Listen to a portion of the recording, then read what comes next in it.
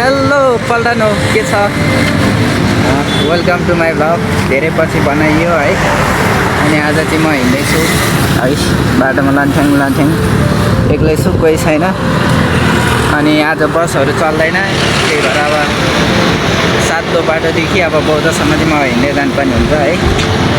बिहान त अब साथीले बाइकमा ल्याइदिएको थियो आनन्द भइथ्यो। अब जाँदा अब उता जाँदैन त्यही भएर अब हिँड्न पर्ने हुन्छ।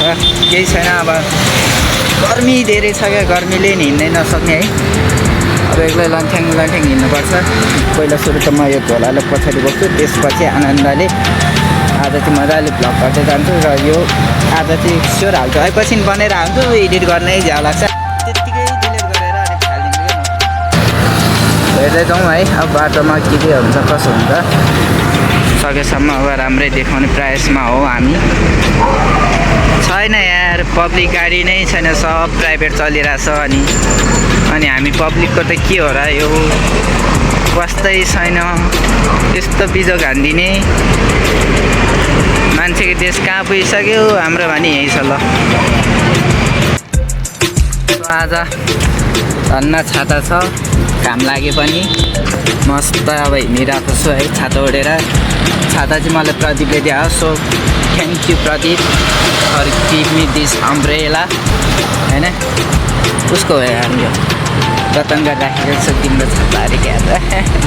सो तिमीलाई धन्यवाद छ है। पानी परेको बेलामा र काम लाग्थ्यो, आज घाम लागेको बेला पनि काम लागेको छ ओढ्नलाई। त्यस्तो कालो त छु नै होइन, सेतो छैन। घामले डढ्छु भन्ने पिर होइन, हिँड्न सक्दिनँ भनेर चाहिँ ओढेको हो। त्यस्तो घामले डढ्छु म भनेर चाहिँ त्यस्तो ओढेको चाहिँ होइन है। म सेतो मान्छे पनि होइन, मलाई त्यस्तो घामदेखि खासै इफेक्ट चाहिँ पर्दैन। मलाई पाल पनि लाग्दैन घामको, तर हिँड्न नसक्नु भन्ने पिरले हो। सो अब यहाँबाट सरेर जाउँ है। अब घरको आइपुग्छ, घरकोदेखि उता गर्दै कति हो कति बाटो यति धेर छ नि। अस्ति नानी गइयो आन्दोलनको दिनमा मजाले हिँडेर, आज पनि मजाले हिँड्ने, खुट्टा मजाले दुख्छ जाने। अब सुत्ने काम हुन्छ जस्तो छ। अब दिउँसोको काम साम त्यस्तो होला जस्तो छ। अब हेरौँ के हुन्छ है। अब गएर काम त गर्छु नै होला सायद, काम त गर्नु पऱ्यो है।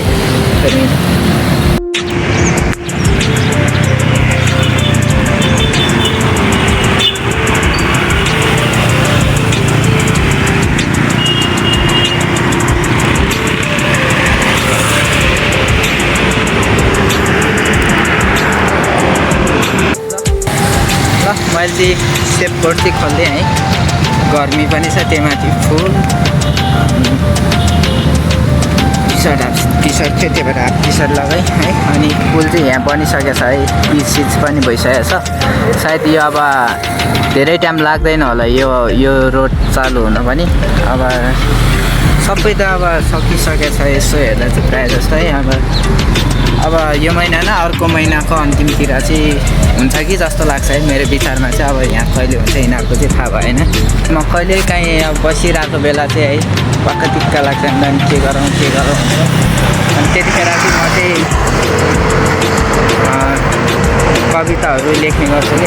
त्यस्तो राम्रो खास चाहिँ त्यस्तो राइटर होइन, जस्ट लेख्न मन लाग्छ, केही न केही लेखिरहेको हुन्छ अनि आइरहेको हुन्छ दिमाग। त्यस्तो खतरा त आउँदैन, भयो भने लेख्न मन लाग्छ त्यही भएर लेखिरहेको हुन्छ क्या कविताहरू। अनि त्यही भएर सो आज एउटा कविता सुनाउँछु। यो चाहिँ मैले कहिले 1 हप्ता अगाडि जति लेखेको कि अब यसलाई सायद राम्रोसित मैले मिलाउन नि पाएको छैन, जस्तो लेखेको छु त्यस्तै सुनाउँछु अहिलेलाई। अनि पछि चाहिँ मिलाएरै सुनाउँला भ्यायो भने सम्झेँ भने है। म चाहिँ प्रायः जस्तो कुरा फेरि बिर्सिहाल्छु क्या। अनि त्यही भएर आजलाई चाहिँ जस्तो लेखेको छु त्यस्तै बोल्दा है त। कथा रूपले होइन मनले बोकेको छ, कथा रूपले होइन मनले बोकेको छ। हाँसो मुहारमा मजाले झल्किएको छ। देख्नेले त आहा क्या खुसी रहेछ यो भन्छन्, देख्नेले त आहा क्या खुसी रहेछ यो भन्छन्। मनले पीडा मजाले बोकेको छ। सो यस्तै छ है। अब यसलाई चाहिँ के थप्ने काट्ने फाल्ने कामहरू बाँकी छ। हेरौँ पछि कस्तो भन्छ। के यत्तिकै नै ठिक छ कि जस्तो पनि लागिरहेको छ कहिलेकाहीँ चाहिँ। अब हेरौँ के हुन्छ है।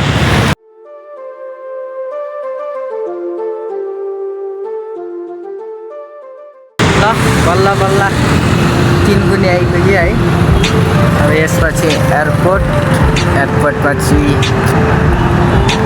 कहाँबाट जाउँ यार पशुपतिबाट जाउँ कि गौशाला निस्केरै जाउँ त्यो चाहिँ हेर्छु म एकछिनमा कताबाट जाने भनेर होइन सो अहिलेलाई चाहिँ हिँडौँ काम लागेन यार बरु यत्तिको भयो भने चाहिँ ठिक छ है हिँड्न सकिन्छ नि त तर खुट्टा दुखिरहेछ अलिअलि अब हेरौँ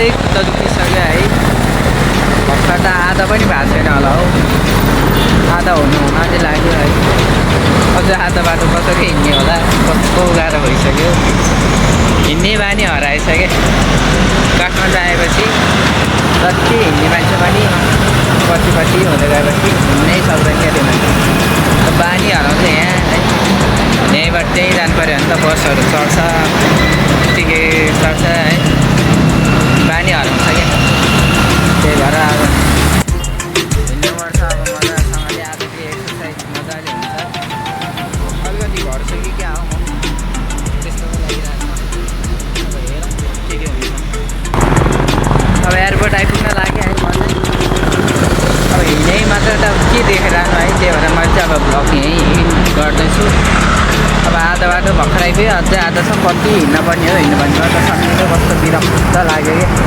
अनि त्यही भएर अब भ्लग चाहिँ यहीँ गर्छु अनि त्यसपछि यहीँ इन गरेपछि म मजाले अब गीत सुन्दै जान्छु लन्ठ्याङ सायद अब पशुपतिबाट हुन्छ कि गौशालापट्टिबाट हुन्छ हेर्छु है बाटो त उति नै हो जसरी पनि अब हेरौँ कताबाट छिटो हुन्छ त्यतिबाट जाने प्रयास जारी छ सो आजलाई भ्लग यतिमै टुङ्गाइदिएँ है सो बाई गाइज नेक्स्ट भिडियोमा भेट्छु है सो बाई